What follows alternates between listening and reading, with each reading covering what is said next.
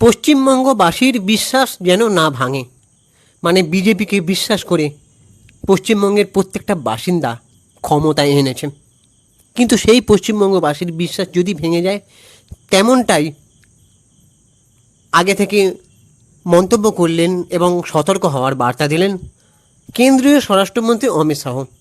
তিনি আরও কিছু বক্তব্য দিয়েছেন যেগুলো শুনলে আমাদেরকে অবাক হতে হবে। আজকে চলে এলাম তারই কিছু অবাক করা মন্তব্য নিয়ে। আজকে নমস্কার, আমি সুপ্রিয় রয়েছি। আমাদের সুপ্রিয় বৈশালী সিনেমিডিয়া চ্যানেলের তরফ থেকে সবাইকে স্বাগত জানাই। ভারতের রাজনীতিতে ঐতিহাসিক দিন আসতে চলেছে। ইয়েস, কেন বলছি ঐতিহাসিক দিন? কারণ 2026-এর এই যে নির্বাচন গেল, ইলেকশন, তার যে রেজাল্টটা, 207টা আসন নিয়ে রাজ্যে প্রথমবার ক্ষমতায় এসেছে বিজেপি, জনগণের রায় ওপর ভিত্তি করে। তো আর আজ নিউ টাউনের বিশ্ব বাংলা কনভেনশন সেন্টার থেকে স্বরাষ্ট্রমন্ত্রী অমিত শাহ যখন নতুন মুখ্যমন্ত্রীর নাম ঘোষণা করলেন, তখন গোটা রাজ্য স্তব্ধ হয়ে শুনছিল যে কে হতে পারে। আমরা সবাই জল্পনার মধ্যে ছিলাম যে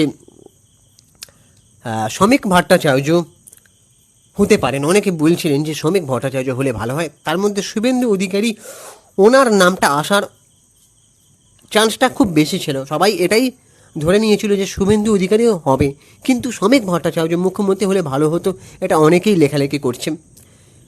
আর এই যে শুধু নাম ঘোষণা করেনি, দলীয় নেতাদের উদ্দেশ্যে অমিত শাহ আজ যা বললেন তা রীতিমতন হুঁশিয়ারি। কী সেই বার্তা আর কী সেই হুঁশিয়ারি যেটা আমাদেরকে জাস্ট অবাক করে দেবে। কেন তিনি বললেন মানুষের বিশ্বাস যেন না ভাঙে? কেন মানুষ যদি বিশ্বাস ভেঙে এই বিজেপিকে আবার হারিয়ে দিয়ে,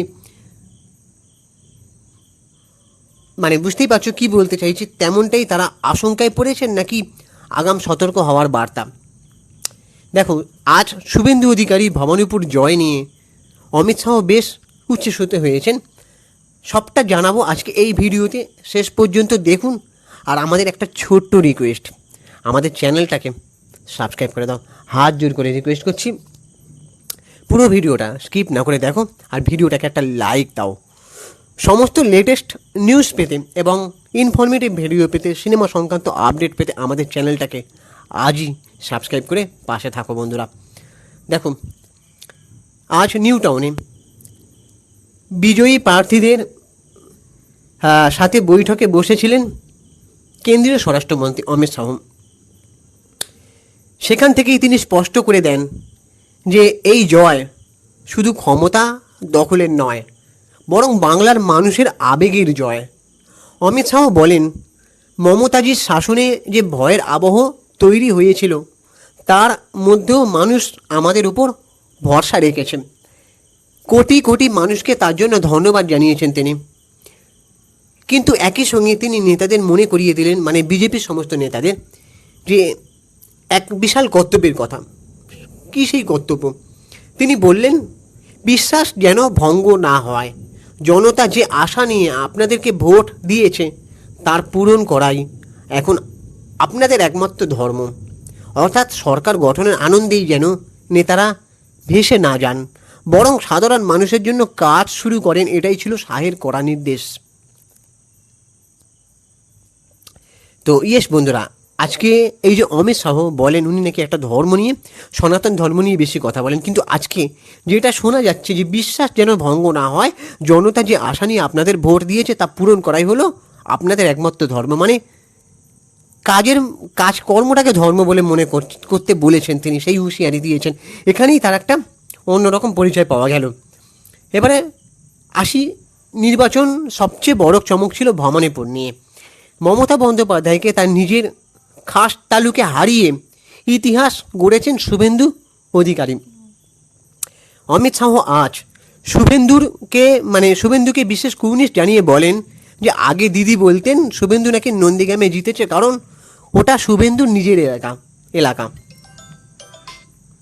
এবার তো শুভেন্দু দিদিকে তার নিজের ঘরে গিয়েই হারিয়ে দিল। মানে ভবানীপুর এলাকাটা মমতা ব্যানার্জির এলাকা ছিল, সেই জন্য তিনি বলছেন যে দিদির এলাকাতেই শুভেন্দু অধিকারী হারিয়ে দিলেন। তো শাহের এই কথা থেকে পরিষ্কার যে আগামী দিনে বাংলার রাজনীতিতে শুভেন্দু অধিকারীর গুরুত্ব কতটা বাড়তে চলেছে। দেখো, শুধু রাজনীতি নয়, এই জয় যেন সাধারণ মানুষের জয়। পানিহাটি থেকে যে আরজি করের যে নির্যাতিতা, ওনার মা রত্না দেবনাথ, চিকিৎসকের এক মায়ের জয়। তারপরে আউশ গ্রামের গৃহ পরিচারিকা কলিতা মাঝির জয়, কিংবা সন্দেশখালীর লড়াইয়ের মুখ রেখা পাত্রের জয়। এই সব কিছুকেই বাংলার নারী শক্তির জয় হিসেবে দেখছেন অমিত শাহ। এছাড়া বন্দে মাতরমের সাধু শত বর্ষে বঙ্কিমচন্দ্র চট্টোপাধ্যায়ের পরিবারের সদস্য সুমিত্র চট্টোপাধ্যায়ের বিধায়ক হওয়াটাকেও এক বড় প্রাপ্তি হিসেবে ধরা হয়েছে। দেখো, কাল শনিবার 25শে বৈশাখ একটা ভালো শুভ দিন। একদিকে কবিগুরু রবীন্দ্রনাথের জন্মদিন, অন্যদিকে বাংলার নতুন সরকারের একটা শপথ। ব্রিগেড প্যারেডে গ্রাউন্ডে উপস্থিত থাকবেন খোদ প্রধানমন্ত্রী নরেন্দ্র মোদী, এমনটাই জানা গেছে। অমিত শাহ জানিয়েছেন যে তাদের লক্ষ্য একটাই, সোনার বাংলা গড়া, যেখানে থাকবে না কোনো অনুপ্রবেশকারী, থাকবে না কোনো ভয়। শিল্প, সাহিত্য ও সংস্কৃতিতে বাংলাকে আবারও ভারতের শ্রেষ্ঠ আসনে বসাতে চায় নতুন সরকার। তবে বিজেপি ভোটের আগে যে সংকল্পপত্রগুলো দিয়েছিল তার মধ্যে কিছু আমি উল্লেখ করছি, যেগুলো মানুষের জন্য যেন করা হয় তাহলে খুব ভালো হবে। যেমন অন্নপূর্ণা ভাণ্ডার 3,000 টাকা করে দেওয়া হবে, বেকার ভাতা 3,000 টাকা, সরকারি বাসে মহিলাদের বিনামূল্যে যাতায়াত পরিষেবা, বার্ধক্য ও বিধবা ভাতা 3,000,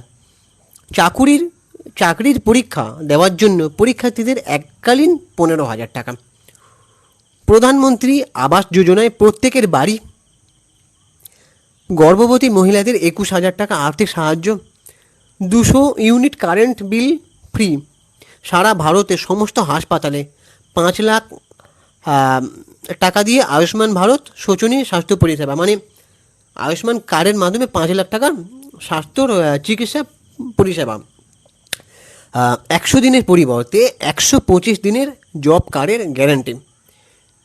এই যে সংকল্পপত্রগুলো উল্লেখ করা হয়েছিল, এগুলো যদি এই প্রতিশ্রুতিগুলো মানে যেন দায়িত্ব পালন করা হয়, মানে এগুলো যেন হয়, কারণ মানুষ অনেক আশা ভরসা করে কিন্তু সরকারের বদলটা করেছে, এই সরকারকে এনেছে।